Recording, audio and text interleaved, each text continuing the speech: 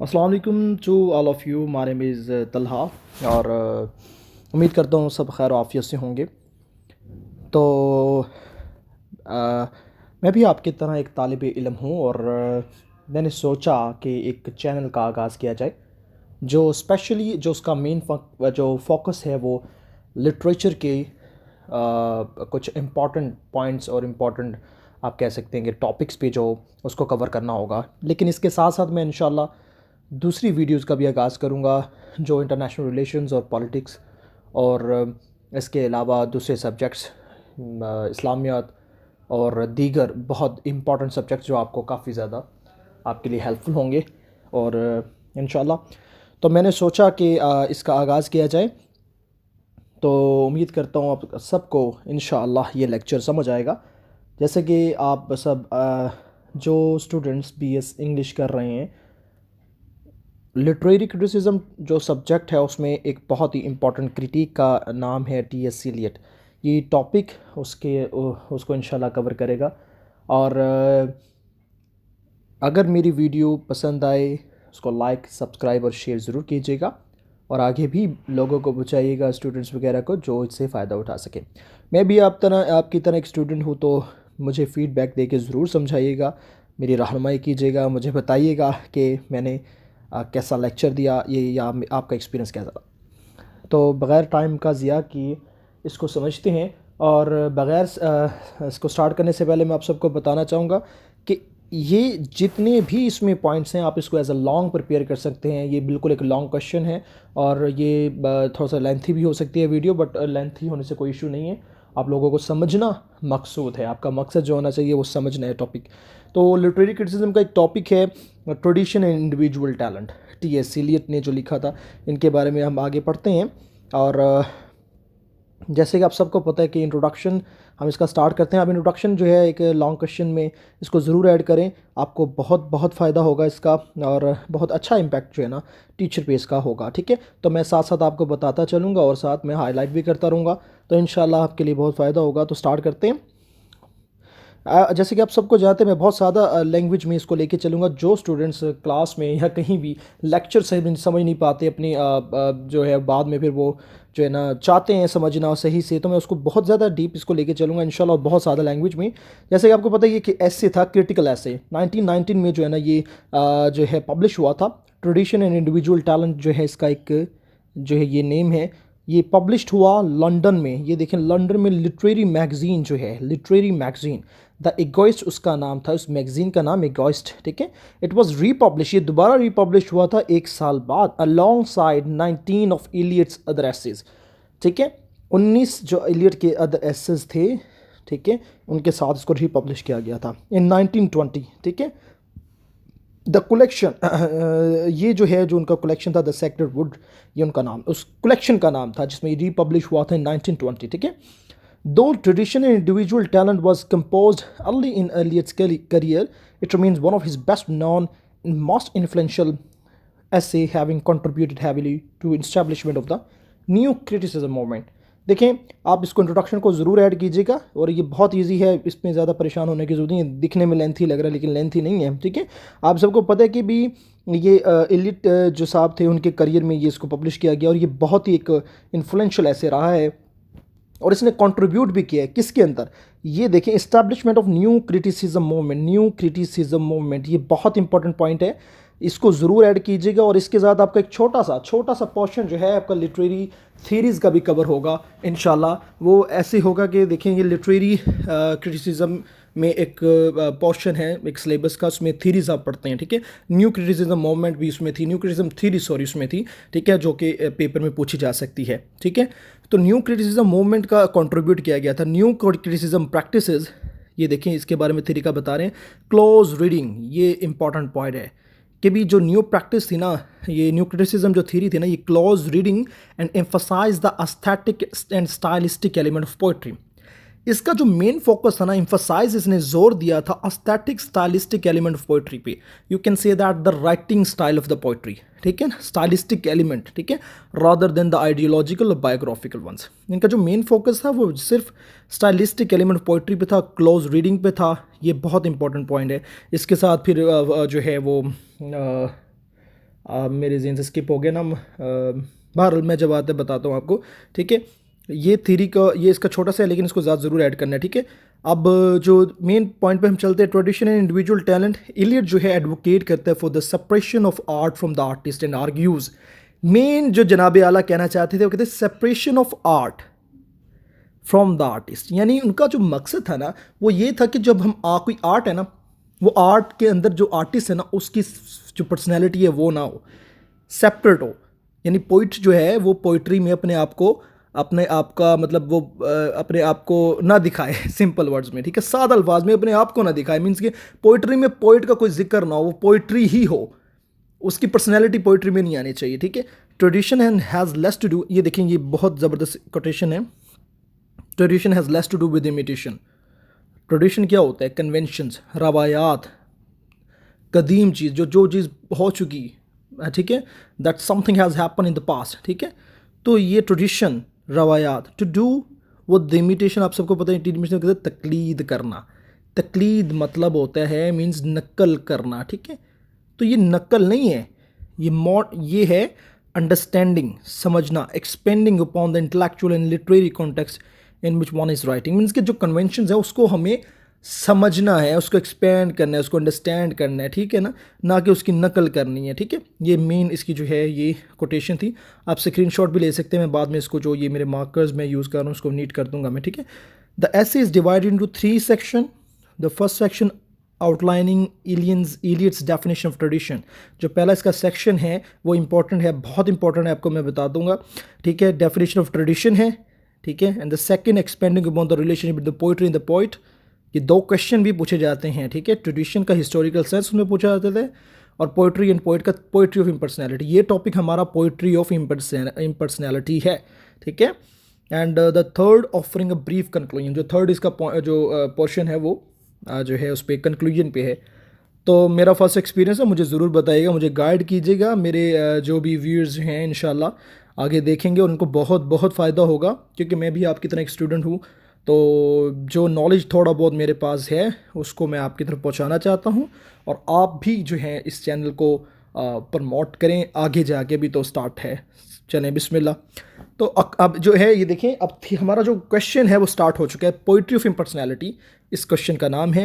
ये पूछा जाता है, बहुत इंपॉर्टेंट है, ठीक है। और जो ये मैंने आपको पीछे बताई ये इंट्रोडक्शन है, ये ज़रूर ऐड करना है उसमें, ठीक है। क्वेश्चन में according to Eliot the artist must continuously surrender himself to something which is more valuable than himself, that is literary tradition. जनाब आला कह रहे हैं कि इलियट कह रहे हैं जो आर्टिस्ट जो है ना वो अपने आप को सरेंडर करे, मीन्स कि अपने आप को एक ऐसी चीज़ के सामने सरेंडर कर दे जो बहुत वैल्यूएबल है। वो कौन सी वैल्यूबल हो सकती है? यानी हम अपने आप से सुपेरियोरिटी, जो हमारे आगे सुपेरियोरिटी है, फॉर एग्जांपल हम अपनी जो एल्डर्स हैं उनकी रिस्पेक्ट करते हैं, ठीक है ना। हम उनके आगे मतलब एक रिस्पेक्ट में हम जो है ना झुक जाते हैं, मीन्स अपने आप को हम सरेंडर करते हैं उनके आगे। तो वो कह रहे हैं कि ऐसा इलियट जो है आर्टिस्ट जो है अपने आप को सरेंडर करे himself to something which is more valuable. ये पॉइंट ज़रूर देखें, more valuable than himself, that is literary tradition. वो कह रहे हैं जो अपने आप को सरेंडर के, वो क्या चीज़ के आगे सरेंडर कर? Literary tradition. ट्रेडिशन का मैंने आपको बता दिया, रवायात, लिटरेरी अदबी रवायात, ठीक है। तो ये जो है ये he must allow his poetic sensibility to be shaped and modified. He must allow to his poetic sensibility to be shaped and modified, ठीक है। ये जनाब आला कह रहे हैं कि उसको अपनी पोइटिक जो सेंसिबिलिटी है ना, मीन्स उसकी पोइटिक सेंसिटिव जो सेंसिबिलिटी है, मीन्स कि उसके जो आप कह लें कि भी उसका पोइटिक स्टाइल है, या पोइटिक उसका जो मतलब वो लिखने का स्टाइल है, या जो भी वो लिख रहा है वो पोइट है ना, तो उसको अपनी पोइट्री को, अपना स्टाइल को, अपने आप को मॉडिफाइड और शेप्ड करना चाहिए। वो कैसे करेगा? If he must continue to acquire the sense of tradition. अगर वो हासिल करेगा सेंस ऑफ ट्रेडिशन, रवायात को, हिस्ट्री को, पुराने राइटर्स को, जो कदीम राइटर्स गुजरे जैसे होमर हैं, इसके अलावा काफ़ी बड़े बड़े जो राइटर्स गुजरे हैं, उनको जो है वो उनको फॉलो करेगा, उनके ट्रेडिशंस को एक्वायर करेगा, तो ही वो अपने जो है ना अपने जो है उसको अपनी पोइट्री को, या अपने स्टाइल को, या अपने एक्सपीरियंस को शेप्ड एंड मॉडिफाइड कर सकेगा, ठीक है। इन द बिगिनिंग, ये मेन पॉइंट ये बहुत इंपॉर्टेंट है, सुनने वाला है। In the beginning he self his individuality में असर्ट इटसेल्फ। यानी कि स्टार्टिंग में तो चलो ठीक है, उसकी पर्सनैलिटी जनाब आला की हैं, वो पोइट्री में आ जाए, बिकॉज स्टार्ट है ना, बिगनिंग है, जैसे मेरी भी बिगनिंग है ये तो इसी तरह जो है ना ये अपनी पर्सनैलिटी को ले आओ। जब बाद में वो जो हैं जनाब आला बहुत आगे बढ़ेंगे, ऑब्वियसली जब वो तरक्कियाँ होंगी उनकी, वो काबिल होंगे, उनकी पोइट्री को जाना जाएगा, ठीक है, तो जनाब आला ये जो हैं उनकी जो क्या कहते हैं उसको, फिर जो है उनकी पोइट्री में उनकी पर्सनैलिटी नहीं आनी चाहिए, ठीक है। अब सुने, in the beginning his self his individuality may assert itself, but as his power mature there must be greater and greater extinction of personality। यानी extinction मीन्स ख़त्म हो जाना, उसकी पर्सनैलिटी ख़त्म हो जानी चाहिए, ठीक है, with the passage of time। तो he must acquire greater and greater objectivity, ये quotation ज़रूर लिखना आप, ठीक है। he must acquire greater and greater objectivity, his emotions and passions, उसके जो जज्बात हैं must be depersonalized, मीन्स उसकी impersonality जो होती है मतलब ला शख्सियत ना हो। He must be as impersonal, उसको ऐसा इम्पर्सनल होना चाहिए, ला शख्सियत होना चाहिए जिसमें उसकी पर्सनैलिटी ना हो। And objective is a scientist, जैसे साइंटिस्ट होते हैं, ठीक है, कितना मतलब कि रिसर्च करते हैं, एक्सपेरिमेंट्स करते हैं, बट साइंटिस्ट जो है वो इम्पर्सनल ही रहता है, खुद को इन्वॉल्व करता है बट सामने नहीं आता किसी के। The personality of the artist is not important, the personality of the artist is not important, the important thing is his sense of tradition, ठीक है। वो कह रहे हैं कि तो पर्सनैलिटी ऑफ आर्टिस्ट है ना वो इम्पॉर्टेंट नहीं है, the important thing is his sense of tradition, ठीक है, समझ रहे हैं ना। पर्सनैलिटी ऑफ आर्टिस्ट की इंपॉर्टेंट नहीं है, the important thing is sense of tradition, जो उसकी रवायत की सेंस है वो इंपॉर्टेंट है। मैं बहुत बहुत सादा और बहुत डिटेल से बता रहा हूँ ताकि हर बच्चा इसको समझ सके। A good poem, he must realize, is a living whole of all poetry that has ever been written. He must forget his personal joys and sorrows and be absorbed in acquiring a sense of tradition and expressing it in his poetry. Thus, the poet's personality is merely a medium, having the same significance as a catalytic agent or a receptacle in which chemical reaction take place. आप इसको quotations को पूरे question को, पूरी slides को आप जो है ना स्क्रीन शॉट लेंगे, एक बेहतरीन आप नोट्स बना सकते हैं जैसे मैंने बनाए हुए, बिल्कुल सेम आप इसको लेके चलें तो आपकी नोट्स भी तैयार हैं, ठीक है। तो वो क्या कह रहा है कि भी ही मस्ट रियलाइज, उसको रियलाइज़ होना चाहिए कि ऐसी जो living whole of all the poetry है that has ever been written, he must forget his joys, उसको अपनी पर्सनल जॉयज़ को भूल जाना चाहिए, सोरोज उसके दुख, उसके जो भी आप कह लें मज़े का खेज़ लग्बीरियस उसके जो इंसिडेंट्स हुए हैं वो सब भूल जाने चाहिए। And be absorb in acquiring a sense of tradition, और उसको अपने आप को एक्वायरिंग हासिल करना a sense of tradition and expressing it in his poetry, मतलब सेंस को, हिस्टोरिकल सेंस ट्रेडिशंस को फॉलो करे, उसको उसमें जदोजहद करे, उसको ऑब्जर्व करने की, उसको सीखने की और फिर उसको एक्सप्रेस करने की इन हिज पोइट्री। दस the poets personality is merely a medium, ये एग्जाम्पल देता है बहुत ज़बरदस्त। वो कहता है जो पोइट की पर्सनैलिटी है, उसकी शख्सियत है, वो महज एक मीडियम है, हैविंग द सेम सिग्निफिकेंस, वही अहमियत के साथ जिसमें वो एज अ कैटलिक एजेंट, मैं आपको इसका मतलब बताता हूँ। देखें, वो कहता है सेम सिग्निफिकेंस, उसकी अहमियत ऐसी है जैसे कैटलिटिक एजेंट होता है। कैटलिक एजेंट आप you can say that it is a device, not in a sense जिसमें केमिकल रिएक्शंस होते हैं, ये और अ रिसेप्टिकल, ये वो है, ठीक है। अब मैं आपको बहुत ज़बरदस्त समझाता हूँ। ये कहते हैं, ये देखिए वही बात आ गई, कैटलिस्टिक एजेंट है और रिसेप्टिकल है जिसमें केमिकल रिएक्शंस होती हैं। कौन है ये, क्या है ये, पर्सनैलिटी को जो है ना बता रहा है, पर्सनैलिटी, ठीक है, केमिकल रिएक्शंस, पर्सनैलिटी की ये बात हो रही है कि इस तरह ये उसकी एग्जांपल दे रहा है कि पोइट की जो पर्सनैलिटी है वो बिल्कुल कैटलिक एजेंट जैसी है, ठीक है, और वो क्या है जिसमें केमिकल रिएक्शंस होती हैं। ठीक place, that is why Eliot held that honest criticism and sensitive appreciation is directed not upon the poet but upon his poetry। ये कह रहा है कि जो क्रिटिसिज्म होता है ना, ऑनेस्ट क्रिटिसिज्म जो होता है और सेंसिटिव अप्रिसिएशन होती है, जिसमें आप कह लें कि भी उसकी एडमायर जब किया जाता है या क्रिटिसाइज़ किया जाता है पोइट्री को, वो पोइट को नहीं किया जाता, एक्चुअली पोइट्री को किया जाता है, ठीक है ना। पोइट का कोई काम नहीं है, पोइट ने लिखा, पोइट्री लिखी है, इसके ऊपर जो है ना वो इसको कहा किया जाता है, ठीक है। तो अब आगे बढ़ते हैं। सॉरी, ये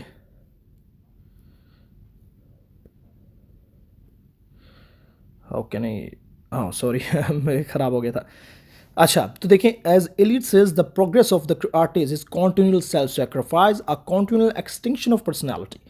आप बिल्कुल सेम लेके चलें, बात वही है, बिल्कुल लॉन्ग क्वेश्चन आपका समझ ले प्रिपेयर है बिल्कुल, ठीक है। एलियट जो है वो कहते हैं the progress of the artist is a continual self sacrifice, a continual extinction of personality.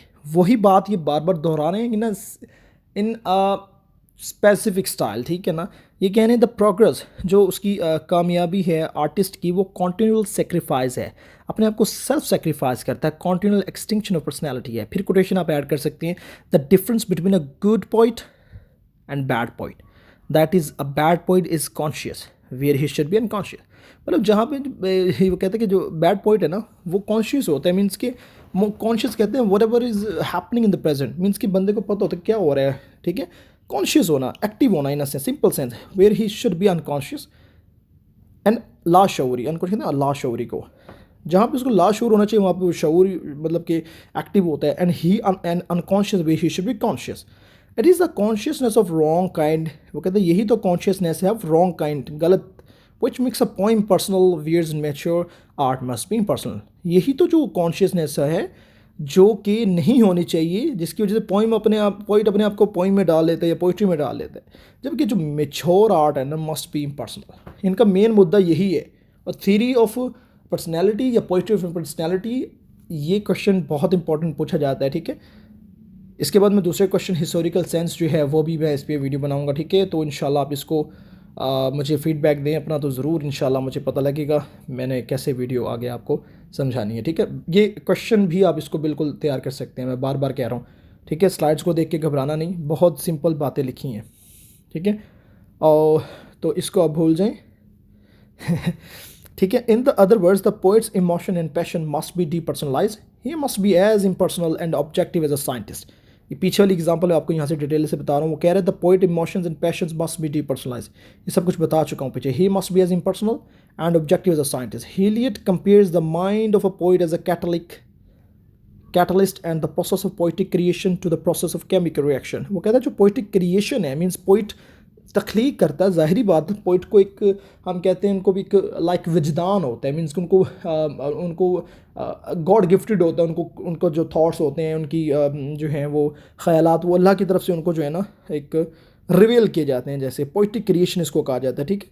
वो कहते हैं उस पोइटिक क्रिएशन को वो एग्जाम्पल दे रहा, रिलेट कर रहा है केमिकल रिएक्शंस के साथ।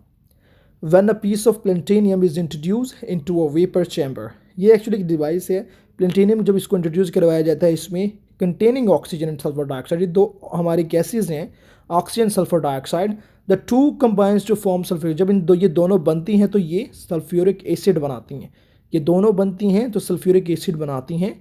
But the platinum remains unchanged, जो प्लेटिनियम होता है उसमें कोई डिफरेंस नहीं आता। वो यही इसकी एग्जांपल दे रहे हैं कि पोइट्री जब बंदा करता है उसकी जो है वो किसी भी तरह का उसमें चेंज नहीं आना चाहिए, किसी भी तरह का उसमें चेंज नहीं आना चाहिए, जैसे प्लेटिनियम में नहीं आता। केमिकल रिएक्शंस हुआ, केमिकल रिएक्शंस की वजह से सल्फ्यूरिक एसिड बना, जबकि प्लेटिनियम रिमेन अनचेंज्ड।